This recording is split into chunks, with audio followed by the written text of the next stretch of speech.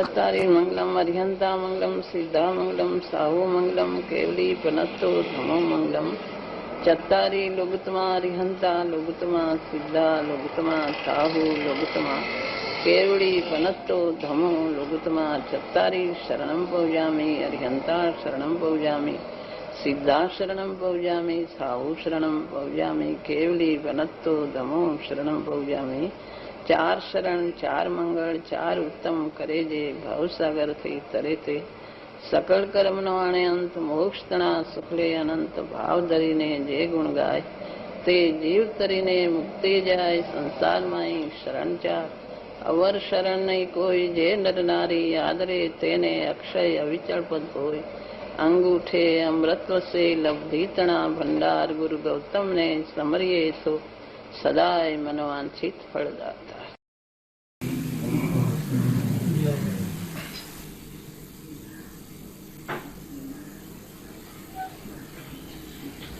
બહુ સરસ વાત કરી આપણે. આખું જીવન જ નાયકમય થઈ જાવ. જીવન નાયકમય થઈ જાવ. સરસ વાત કરી આપણે. ખરેખર જીવન નાયકમય છે. પાછું એને નાયક ને એવી મહિમા આવી, નાયક વગર એને ચેન ન પડે એટલી નાયકમય જીવન થાય.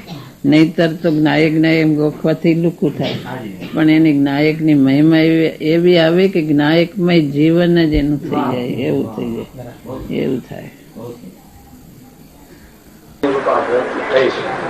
અંદર તો બધા તત્વો આવે છે, પર્યાય તત્વો તો બધા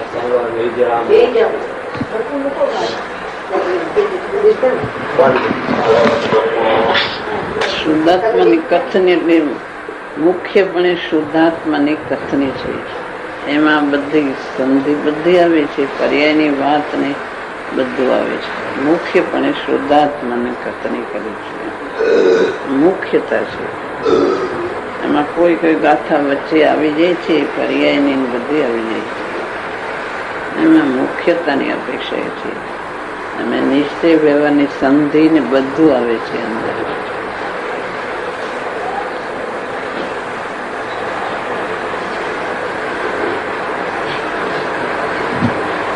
આચાર્યદેવ કહે છે ને કે મારી આ શુદ્ધાત્માની અનુભૂતિ ચિહ્ન માત્ર મુક્તિ હોવા છતાં પણ મારી પરિણતિ કલ્માશિત મેલી છે, એની શુદ્ધિને માટે હું કહું છું. અમૃતચંદ્રાચાર્ય કહે છે બધી શુદ્ધ ને દ્રવ્યાનુયોગની બધી મુખ્યપણે નાયકની વાત કરીને પછી વચ્ચે 12મી ગાથામાં નિશ્ચય વ્યવહારની સંધિની વાત કરી છે. એમ તાપ દેતા દેતા દેતા જે શુદ્ધ પરમ ભાવને જાણે છે તે શુદ્ધ ને અપરમ ભાવે સ્થિત ને વ્યવહારનો ઉપદેશ છે. એવી એવી ગાથા વચ્ચે વચ્ચે આવી જાય છે.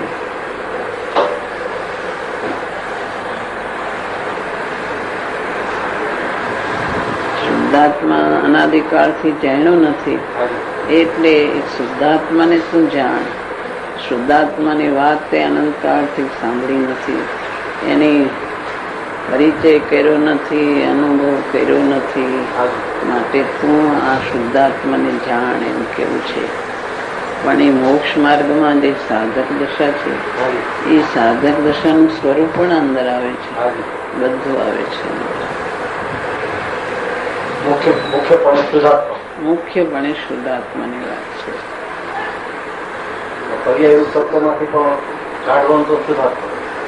શુદ્ધાત્માનો ધ્યેય હોવું જોઈએ, શુદ્ધાત્મા ઉપર દ્રષ્ટિ હોવી જોઈએ.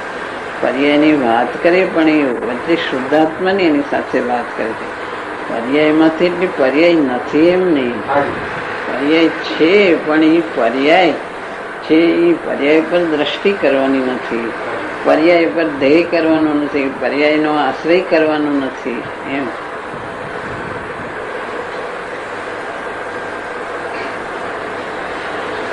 ભૂતાર્થથી જાણે જે નવ તત્વો તે ભૂતાર્થ એટલે દ્રવ્ય ઉપર દ્રષ્ટિ પર ભૂતાર્થને જાણે. પણ વચ્ચે નવતત્વ તો આવે છે, સાધક દશા તો વચ્ચે આવે છે.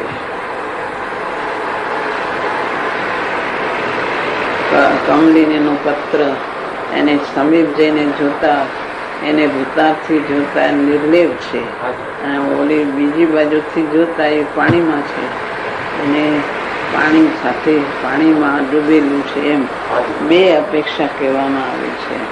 એટલે બે જ્ઞાન કર, પણ મુખ્યતા દ્રવ્યનો આશ્રય કર, વસ્તુનો શુદ્ધાત્માનો આશ્રય કર, એમ કેવું છે.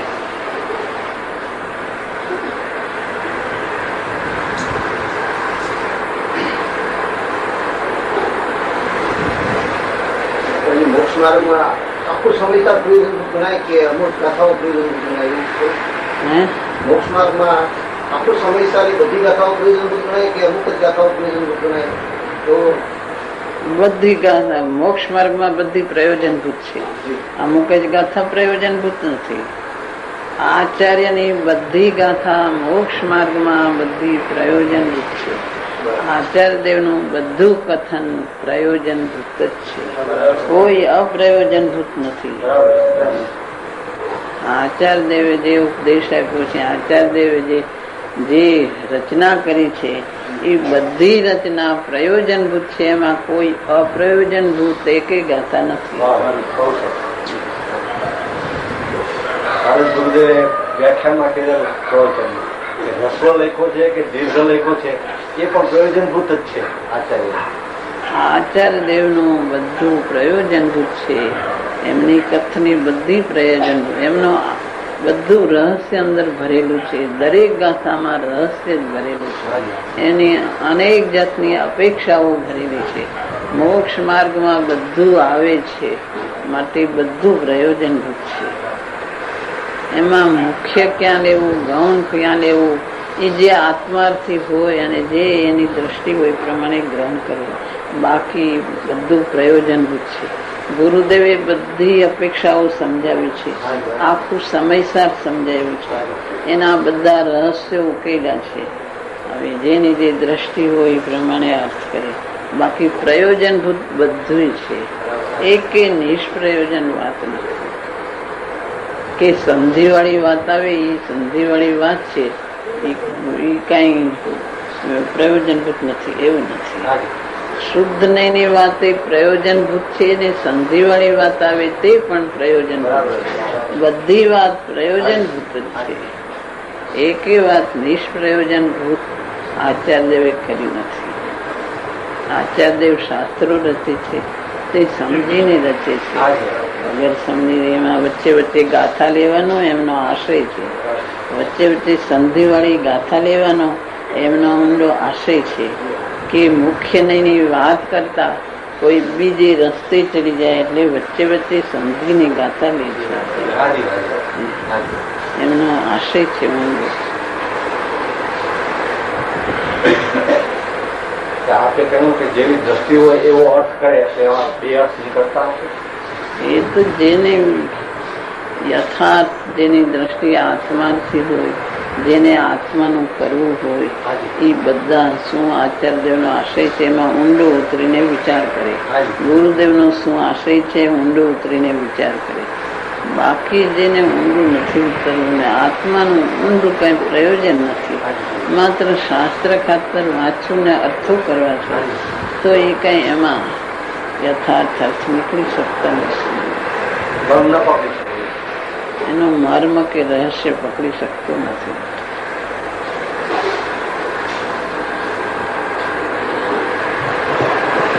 આટલી આચાર્યદેવે શુદ્ધ ની વાત કરીને વચ્ચે આ ગાથા કેમ મૂકી, એનો અર્થ એવો પ્રયોજનભૂત જ છે. આચાર્યદેવે સમજીને મૂકી છે વચ્ચે ગાથા.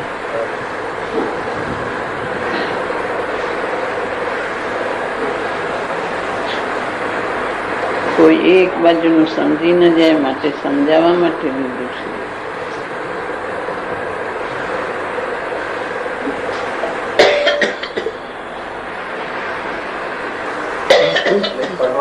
ગુરુ ગમે તે વાંચવા, ગુરુ ગમે સાંભળવા, નહીં તો પોતાની ઈચ્છા પ્રમાણે વાંચે, એમાં સૂઝ ન પડે. પણ અત્યારે પંચમ કાળમાં ગુરુદેવ મેળા એમણે બધા રહસ્યો ખોલ્યા છે. કેટલું સીધું ને સરળ કરી દીધું છે. પોતે વાંચવા બેસે તો સીધું ને સરળ છે. પેલા તો ગુરુદેવ જયારે રહસ્યો ખોલ્યા નહોતા, એ શાસ્ત્ર 12માં આવ્યા નહોતા, ત્યારે તો કોઈક વાંચતા તો કોઈના હાથમાં આવતું નતું. સમય વાંચે તો કઈ સમજે નહીં કાંઈ કે શું કહેવા માંગે છે.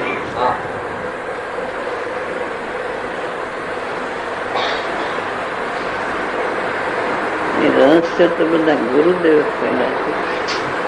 સમયસાર પ્રયોજનભૂત છે, પ્રવચનસાર પ્રયોજનભૂત છે. બધા આચાર્યદેવના શાસ્ત્રો પ્રયોજનભૂત છે. એમની એક એક ગાથા પ્રયોજનભૂત છે.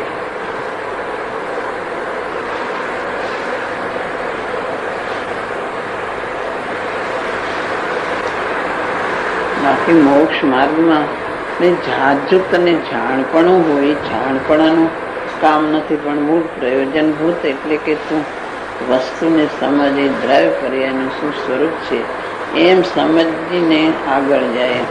જાજુ જાણપણું હોય બધું એ તો આગળ જવાય એવું નથી, પણ નિશ્ચય વ્યવહારની સંધિ, દ્રવ્ય પર્યાયનું સ્વરૂપ, નિમિત્ત, ઉપાદાન, અમુક અમુક મુખ્ય મુખ્ય બાબત જે મોક્ષ માર્ગમાં કાર્યકારી છે તે બધું સમજવાની જરૂર છે.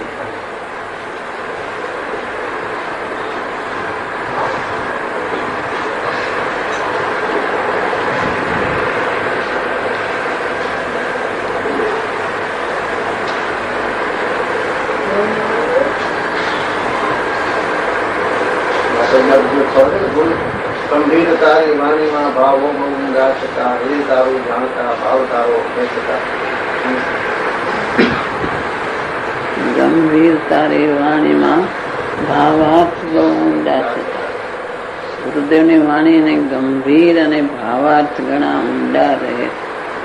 અંદર ઊંડા ભાવાર્થો હતા. જે એમનું હૃદય જાણે છે, એમને શું કેવું છે તે એમનો ભાવ ખેંચી શકે છે.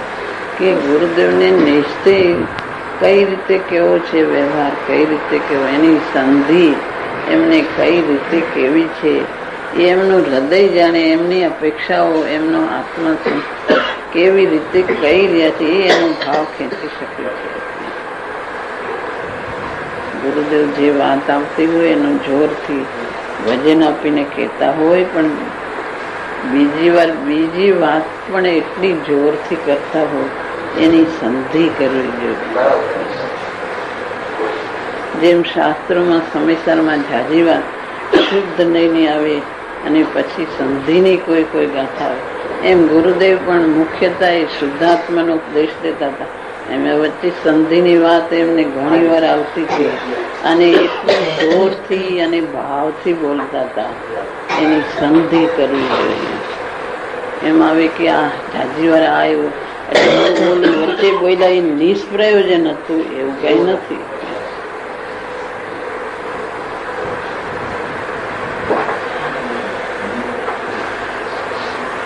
પંચાધ્યાય ગુરુદેવ વાંચતા, પ્રવચન સારમાં એટલું એ આવે ત્યારે એટલું એમને જોરથી બોલતા. પદ્મનંદી વાંચે તો એમાં એવી રીતે બોલતા. અને સમયસારમાં શુદ્ધાત્માની વાત આવે તો જોરથી બોલે. એટલે એ ઝાઝી વાર શુદ્ધાત્માની વાત આવી માટે ઓલું કાઢી નાખવાનું છે એવો એનો અર્થ નથી. એ બેની સંધિ કરવી જોઈએ. જે મુખ્ય તે મુખ્ય અને સાથે જે હોય છે એને જાણવું જોઈએ.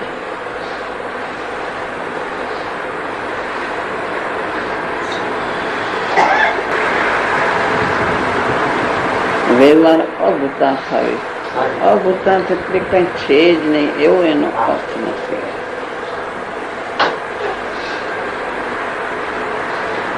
શબ્દ એવો છે અભૂતાર્થ છે જ નહીં. હા, છે જ નહીં એવો અર્થ ગૌણ થાય છે. એને સમીપ જઈને જોતા એની અપેક્ષા એ છે એમ આવે છે.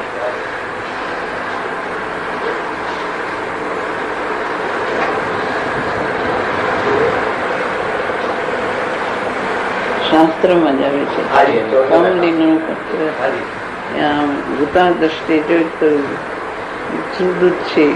કમળ નિર્લેપ છે. આ બાજુથી જોઈએ તો એ પાણીમાં છે. બે વાત મૂકે છે. બે વાત મૂકે છે. એમાં મૂળ તત્વ શું છે કે એ મૂળ વસ્તુ એ નથી, નિર્લેપ જ છે. આ પણ વ્યવહાર છે એ જાણવો જોઈએ.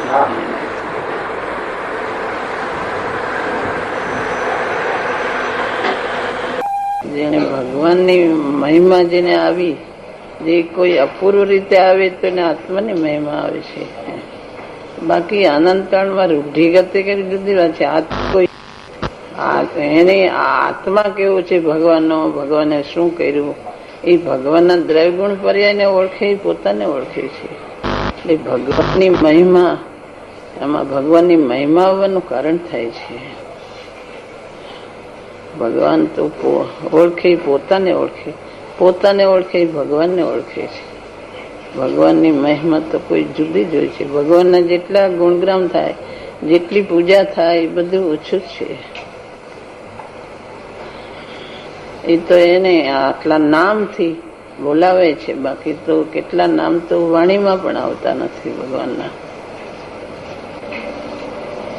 તો ઘણી વાર અહીં સહસ્ત્ર મંડળ પૂજા, શીતચક્ર પૂજા ઘણી વાર થાય છે. શીતચક્રમાં પણ સહસ્ત્ર મંડળ પૂજા તો ઘણી વાર શીતચક્ર પૂજા થાય છે. ભગવાનની મહિમા તો ભગવાન શાશ્વત, ભગવાન જે શાશ્વત છે, જેમની વાણી છૂટે છે, એ ભગવાન તો કોઈ જુદા હોય છે. અને ભગવાન 3 લોકમાં આદરણીય છે. એમના શાશ્વત પ્રતિમાઓ હોય છે. એટલે સર્વોત્કૃષ્ટ ભગવાન છે, એમના પ્રતિમાઓ કુદરતમાં રચાયેલા હોય છે.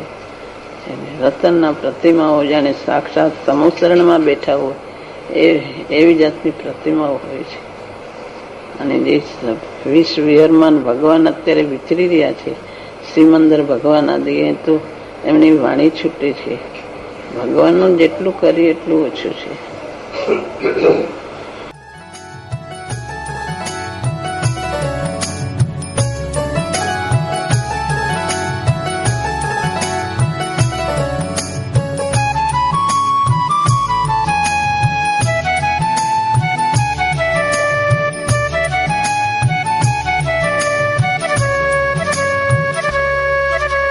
स्वर्णपुरी अति पावन है,